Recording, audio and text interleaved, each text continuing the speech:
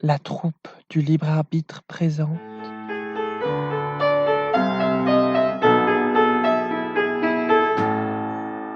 n'en resta plus aucune. Ouvrez-moi. Ouvrez-moi. Émilie Brent se réveilla en sursaut. Ouvrez-moi. Quelqu'un toquait à la porte. Elle se leva, se drapa dans sa robe de chambre et alla ouvrir. Non, personne. Le couloir était si sombre. Elle referma la porte avec précipitation. Elle aurait juré avoir entendu la voix de Vera Clessorn. J'ai dû rêver. Elle se recoucha. Elle n'arrivait pas à fermer l'œil. Ce bruit, Je vous en prie. Je vous en prie. Ouvrez-moi. c'est elle. Émilie Brent comprit. Ouvrez-moi. C'est elle. La noyée.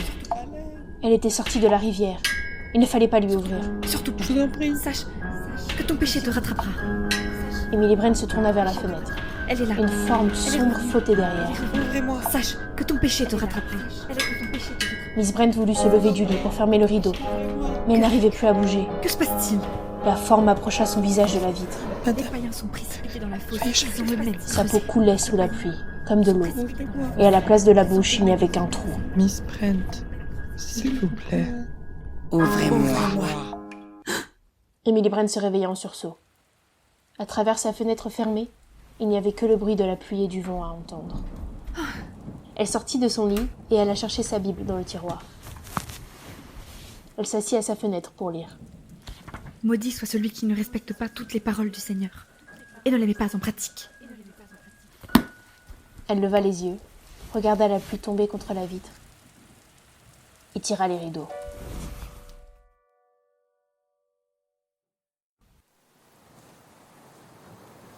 Philippe Lombard se réveillait toujours à l'aube. Ce matin-là ne fit pas exception à la règle. Il se souleva sur un coude et tendit l'oreille. Le vent avait un peu molli, mais soufflait encore. En revanche, la pluie semblait avoir cessé. À 8 heures, le vent redoubla. Mais Lombard ne l'entendit pas. Il s'était rendormi. À 9h30, assis au bord de son lit, il tendait l'oreille. Je crois que le moment est venu de faire quelque chose. À 10h moins 25, il frappa à la porte de Blore. Qu'est-ce qui se passe? Vous faites le tour du cadran? Ma foi, ça prouve au moins que vous avez la conscience tranquille. Qu'est-ce qui se passe? Est-ce qu'on vous a appelé ou apporté du thé? Vous savez l'heure qu'il est? Presque 10 heures? Je n'aurais jamais cru que je pourrais dormir si longtemps. Où est Rogers? Il n'est ni dans sa chambre, ni ailleurs. Et le feu n'est même pas allumé. Où diable peut-il être? Vera était encore au lit. Elle somnolait. Le bruit des vagues et du vent. Si seulement nous pouvions rester ici pour toujours. Vera ouvrit les yeux. Elle était de nouveau sur la crique, avec lui. Hugo? Mais je suis là, Vera. Elle pouvait sentir ses bras chauds qui l'entouraient. Ah, si seulement. Je vous épouserai, Vera. Je vous épouserai. Je sais, Hugo. Elle était protégée ici. Elle n'avait rien à craindre. Sur notre crique. Leur lieu secret à eux deux. Ah, si seulement. Hugo. Mais quelqu'un appelait. Quelqu'un l'appelait à l'aide. Restez un peu plus longtemps, Vera. Restez près de moi. Je devrais y aller. Je devrais me lever. Restez. Restez près de moi. Hugo? Était-il fiancé? Marié? Je devrais y aller. Elle ne pouvait pas bouger. Je vous épouserai. Elle était si heureuse dans ses bras. Vera, je vous épouserai. Vous serez heureuse. Elle savait ce qu'elle devait faire. Restez un peu plus longtemps, Elle Vera. l'avait su tout de suite. Restez près de moi. Tu ne dois pas nager jusqu'au rocher, Cyril.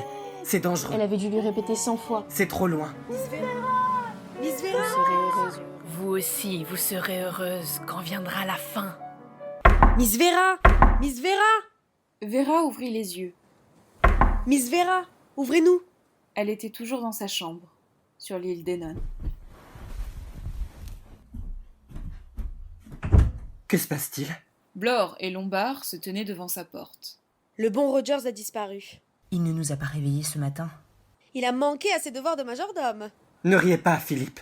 Et les autres? Armstrong arrive. Il était déjà prêt. Il a fallu tirer le vieux Wargrave du lit. Mais la chambre d'Emily Brent était vide. Et vous voilà! La dernière petite nonne. Bon, je m'habille et j'arrive. Le trio fit le tour de la maison. Rogers n'était pas dans sa chambre. Le lit était défait, Son rasoir, son gant de toilette et son savon étaient mouillés. Le docteur Armstrong les rejoignit. En tout cas, il s'est levé. Vous ne croyez pas qu'il est caché quelque part et qu'il nous guette? Je suis prêt à croire n'importe quoi de n'importe qui, ma chère. Il doit être quelque part sur l'île. Et où est passée Miss Brent? Ça aussi, c'est encore un mystère. Mais comme il débouchait dans le hall, Emily Brent arriva par la porte d'entrée. Elle était en imperméable. La mer est toujours aussi forte. Je serais surprise qu'un bateau puisse venir aujourd'hui. Vous êtes allée vous promener toute seule dans l'île, Miss Brent? Vous vous rendez compte que c'est la dernière chose à faire? Je puis vous assurer, Mr. Blore, que j'ai fait extrêmement attention. Vous avez aperçu Rogers? Rogers? Non, je ne l'ai pas vu de la matinée. Pourquoi? Le juge Wargrave, rasé, habillé et dentier en place, descendit l'escalier. Il se dirigea vers la porte de la salle à manger qui était ouverte. Ah, le couvert du petit déjeuner est mis, est-ce que je vois? Il a pu le mettre hier soir. Ils entrèrent tous. Les assiettes et les couverts étaient soigneusement disposés. Les tasses, alignées sur la desserte. Le dessous de plat de feutre, prêt à recevoir la cafetière. Rogers avait bien fait son travail. Ce fut Vera qui s'en aperçut la première. Elle saisit le bras du juge. Les petites nonnes, regardez! Il ne restait plus que 6 figurines de porcelaine au milieu de la table.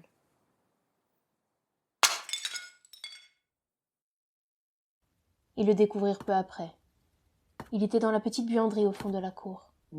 Il avait été surpris alors qu'il coupait du petit bois pour allumer la cuisinière. Il tenait encore la hachette à la main. Une hache, beaucoup plus grande, infiniment plus lourde, était appuyée contre la porte. Le fer de l'instrument, souillé de taches brunâtres, ne correspondait que trop bien à la profonde blessure que Rogers avait à l'arrière du crâne. C'est clair comme le jour. Tandis que le médecin discutait avec le juge Wargrave et Lombard, Blore était occupé à saupoudrer de farine le manche de la hache. Le meurtrier s'est glissé derrière lui, a brandi la hache et la lui a abattue sur la tête en profitant de ce qu'il était penché. Le coup exigeait une grande force physique, docteur? Une femme aurait pu le faire, si c'est ce que vous voulez savoir. Le juge acquiesça, pensif. Blore se redressa, avec un soupir. Pas d'empreinte. Le manche a été essuyé après coup. Un rire éclata dans leur dos, qui les fit se retourner d'un bloc. Et le miel sur cette île? Où va-t-on le chercher? Vera Claythorne était plantée au milieu de la cour. Ne faites pas cette tête-là. On jurerait que vous me prenez pour une folle. Ma question tombe pourtant sous le sens, non? Le miel? Les abeilles? Vous n'avez donc pas lu cette comptine idiote? Elle est placardée dans toutes les chambres pour que chacun puisse méditer dessus à loisir. Cette petite nonne fendir du petit bois. Et voilà, Rogers coupé en deux, ma foi. Et le couplet suivant. 6 petites nonnes rêvassées au rucher. Voilà pourquoi je vous demande ça. Où sont les abeilles sur cette île? Tout le monde la regardait sans un mot. Bon. Eh bien, si vous n'avez rien à dire, je retourne en cuisine. Nous vous préparons le petit déjeuner, Miss Brent et moi. Il fallait bien que les femmes se mettent à la tâche, maintenant que les domestiques n'étaient plus en capacité d'assurer leur service. Vera se retourna une dernière fois avant d'entrer dans la maison. Pouvez-vous nous apporter du petit bois pour allumer le feu?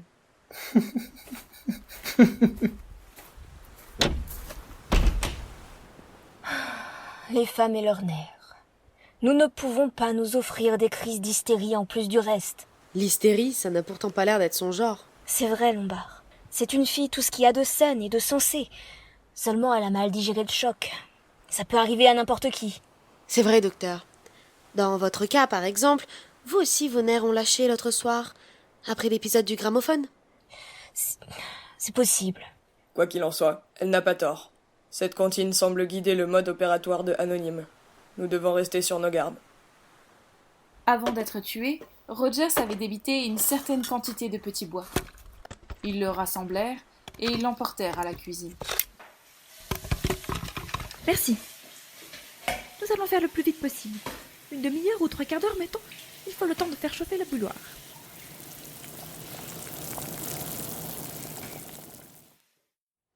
Savez ce que je pense, Mr. Lombard? Blore avait emmené Lombard à l'écart, dans le salon. Comme vous allez me le dire, Blore, pas la peine que je me creuse la cervelle à deviner. Cette fille qui vient de piquer une crise de nerfs. Ça, c'est normal. C'est le genre de réaction à laquelle on s'attend dans des cas pareils, pas vrai? Peut-être bien. Mais l'autre, si nette, si guindée, et qui vous dit comme ça, le petit déjeuner sera prêt dans une demi-heure. Si vous voulez mon avis, cette bonne femme a perdu la tête. La folie mystique. Elle se prend pour l'instrument de Dieu. Elle passe des heures dans sa chambre à lire la Bible, vous savez. Ce n'est pas forcément une preuve de déséquilibre mental. Et puis ce matin, elle est sortie, en imperméable, histoire d'aller regarder la mer. C'est du moins ce qu'elle raconte.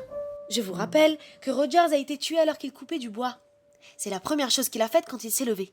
Miss Brent n'aurait eu aucune raison de se balader pendant des heures après avoir fait le coup. Il y a un point important qui vous échappe, Mr. Lombard. Elle ne pouvait se promener sans avoir la frousse que si elle était sûre qu'elle n'avait rien à craindre. Autrement dit, si c'était elle, la meurtrière. C'est vrai, je dois admettre que je n'y avais pas pensé. En tout cas, je suis heureux de constater que vous ne me soupçonnez plus. C'est vrai que j'ai d'abord misé sur vous. Rapport au revolver et tout ça. Mais je me rends compte maintenant que c'était un peu gros. J'espère que vous me rendez l'appareil. Je peux me tromper, bien sûr. Mais je ne pense pas que vous ayez l'imagination nécessaire. Tout ce que je peux dire, c'est que si c'est vous, l'assassin, vous êtes un sacré comédien et je vous tire mon chapeau. Merci. Les œufs cuisaient dans la poêle. Tout en faisant griller du pain, Vera pensait. Qu'est-ce qui m'a pris de piquer cette crise de nerfs? Ou plutôt... Mais pourquoi personne d'autre ne perd-il son calme? Après tout, ne s'était-elle pas toujours vantée de son parfait équilibre? Miss Clayshorn a été extraordinaire. Elle n'a pas perdu la tête. Elle a tout de suite plongé pour rattraper Cyril. Pourquoi penser à ça maintenant? C'était fini tout ça. Fini. Cyril avait disparu bien avant qu'elle n'atteigne le rocher. Tout le monde avait vanté son courage, son sang-froid. Sauf Hugo. Hugo, lui, l'avait juste dévisagé. Vera, ce toast est en train de brûler. Oh, c'est vrai, je suis désolée. Quelle idiote je fais. Emily Brent sortit le dernier œuf du beurre grésillant. Vera mit une nouvelle tranche de pain dans le toaster. C'est incroyable ce que vous êtes calme, Miss Brent. On m'a appris à garder la tête froide et à ne jamais faire de simagrée. Une enfance refoulée, ça peut expliquer bien des choses. Vous n'avez pas peur? Ou est-ce que ça vous est égal de mourir? Mourir? Mourir? Ce fut comme si une petite vrille bien aiguisée s'enfonçait dans le magma pétrifié du cerveau d'Emily Brent. Mourir? Mais elle n'allait pas mourir, elle. Les autres mourraient, oui, mais pas elle. Cette fille n'y comprend rien. Emily n'avait pas peur, bien sûr que non. Les Brent ignorent la peur. Dans la famille, on était militaires de père en fils. On regardait la mort en face, sans ciller. On mène une vie droite. Tout comme elle, Emily Brent avait mené une vie droite. Elle n'avait jamais rien fait dont elle pût avoir honte. Par conséquent, il est clair que je ne vais pas mourir. Aucun de nous ne quittera cette île.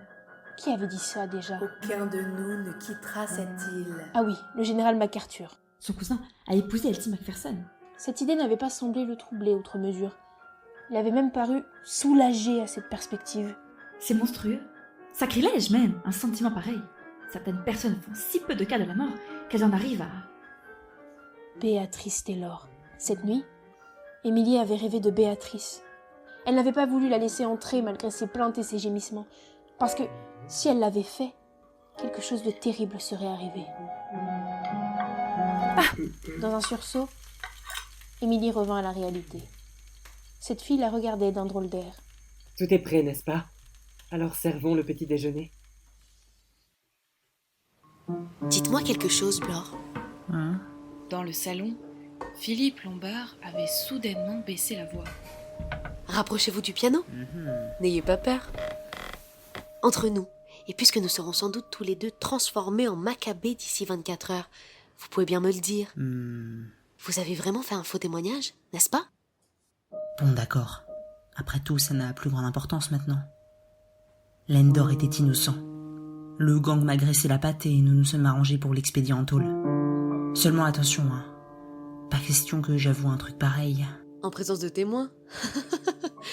Ça restera entre nous. J'espère au moins que ça vous a rapporté gros. Pas autant que ça aurait dû. Des radins, les gars du gang Purcell. Mais enfin, j'ai eu mon avancement. Et Landor a été condamné à 3 ans ferme et il est mort en prison. Je ne pouvais pas prévoir qu'il allait mourir, non? Non. Malheureusement pour vous. Pour moi? Pour lui, vous voulez dire? Pour vous aussi. Parce qu'à cause de ça, on dirait bien que votre petite existence va être désagréablement écourtée. La mienne? Parce que vous croyez, vous, que je vais finir comme Rogers et les autres? Jamais de la vie. À mon humble avis, Blore, vous n'avez pas une chance. Et pourquoi? Votre manque d'imagination fait de vous la cible idéale. Un assassin aussi machiavélique qu'anonyme aura votre peau à la minute précise qu'il ou elle aura choisi. Et vous alors? Moi, j'en ai à revendre de l'imagination. Je me suis déjà trouvée dans des situations difficiles et je m'en suis toujours sortie. Je pense que je m'en sortirai aussi de celle-là. À table! À table! Vera Claythorne et Emily Brent appelaient les 4 hommes à venir manger le petit déjeuner, à venir mettre les pieds sous la table. Ce fut un repas étrange. Chacun se montrait d'une prévenance extrême. Merci beaucoup pour ce petit déjeuner, mesdemoiselles. Voulez-vous encore un peu de café, Miss Claythorne? Une tranche de jambon, docteur? Un autre toast, Miss Brent? 6 personnes, extérieurement calmes et maîtresses d'elles-mêmes, mais intérieurement, des pensées qui tournaient en rond, comme des écureuils en cage. Et maintenant? Qui? Lequel? Est-ce que ça va Ça vaut le marcher? coup d'essayer. Combien en restera-t-il De ce la soir? laine qui À disparaît. la regarder, on ne croirait jamais. Et si je me trompais? C'est Ça dingue. devient dingue. Tout est dingue. Des rideaux en toile Je cirée ne comprends rouge. pas le comment du pourquoi. Il faut quand même que je sois prudent. Ça n'a Très ni queue prudent. ni Simple comme tête. bonjour. 6 figurines de porcelaine. Plus que Plus que 6. 6. Combien en restera-t-il Combien? ce soir? Combien? Qui veut le dernier raf? Un peu de confiture, peut-être? Merci. Voulez-vous que je vous coupe une tranche de pain? 6 personnes qui prenaient leur petit déjeuner en se comportant comme des êtres normaux. Le repas était terminé. Le juge Wargrave s'éclaircit la gorge. Il serait sage, je pense, de nous réunir pour discuter de la situation. Disons dans une demi-heure au salon. Chacun donna son accord, dans un murmure général. Je vais desservir et faire la vaisselle. Nous allons vous apporter le toit à l'office, Miss Vera. Merci. Emily Brent se leva Allons bon. et se rassit aussitôt. Ça ne va pas, Miss Brent? Ce n'est rien, docteur. J'aurais voulu aider Miss Claythorne, mais je ne sais pas ce que j'ai. Je me sens un peu étourdie. Étourdi, hein. C'est bien naturel. Le contre-coup. Je peux vous donner quelque chose pour... Non! Le cri avait jailli des lèvres d'Emily, avec la violence d'une grenade explosive. À votre aise, Miss Brent. Je ne veux rien prendre, rien du tout. Je vais rester tranquillement assise jusqu'à ce que ça passe. Ils achevèrent de débarrasser la vaisselle du petit déjeuner. Nous sommes des hommes d'intérieur, n'est-ce pas, messieurs? Nous allons vous donner un coup de main, Miss Vera. Merci. Emily Brent resta seule dans la salle à manger. Pendant un moment, elle entendit un léger murmure de voix en provenance de l'office. Son vertige se dissipait. Elle se sentait engourdie maintenant, comme si elle était à 2 doigts de s'assoupir. Elle avait un bourdonnement dans les oreilles. Ou bien, était-ce un bourdonnement bien réel? On dirait une abeille. Elle ne tarda pas à la voir. L'abeille grimpait à la vitre de la fenêtre. Vera Claythorne avait parlé d'abeilles ce matin. D'abeille et de miel. Elle aimait le miel en rayon, qu'on faisait tomber goutte à goutte à travers un sac en mousseline. Ploc, ploc, ploc, ploc. Il y avait quelqu'un dans la pièce. Quelqu'un de tout trempé, qui dégoulinait. Je vous ai prié. Je vous ai imploré. Béatrice Taylor. Béatrice Taylor. Je vous ai demandé. Elle est sortie de la rivière. Je vous ai prié. Émilie n'avait qu'à tourner la tête pour la Je vous ai voir. supplié. Je vous ai supplié. Mais elle n'arrivait pas à tourner la tête. Je vous ai imploré. Si elle appelait, Miss Brent. mais elle n'arrivait pas à appeler. Il n'y avait personne dans la maison. Elle était toute seule. Miss Brent. Sache que ton péché te rattrapera. Sache que Je suis là.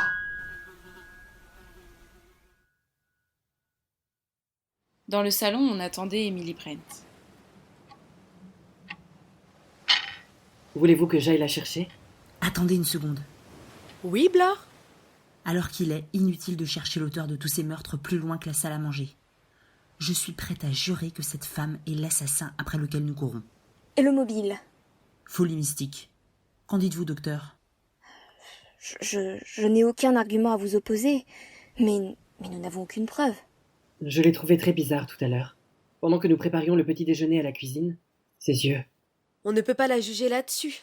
En ce moment, on a tous un peu le cerveau qui bat un peu la breloque. Il y a autre chose. Hier soir, après le coup du gramophone, elle a été la seule à refuser de se justifier. Et pourquoi ça ? Parce qu'elle n'avait aucune justification à fournir. Ce n'est pas tout à fait exact. Déjà, c'était avant-hier. Ensuite, elle m'a tout raconté, plus tard. Et que vous a-t-elle raconté, Miss Clayson? Béatrice Taylor était au service de Miss Brent. Et Vera leur répéta l'histoire qu'Emily Brent lui avait contée la veille.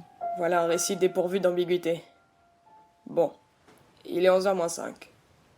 Je pense que nous devrions prier Miss Brent de se joindre à notre assemblée. Vous n'allez pas prendre des mesures ? Je ne vois pas bien quelles mesures nous pourrions prendre.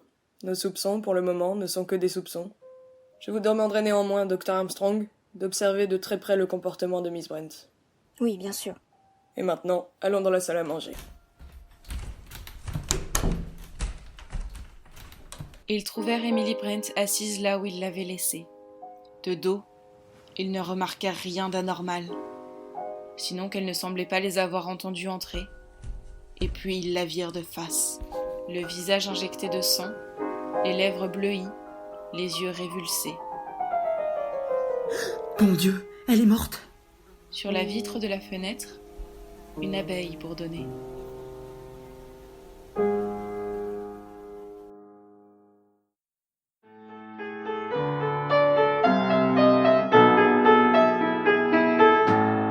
La suite au prochain épisode. La suite au prochain épisode.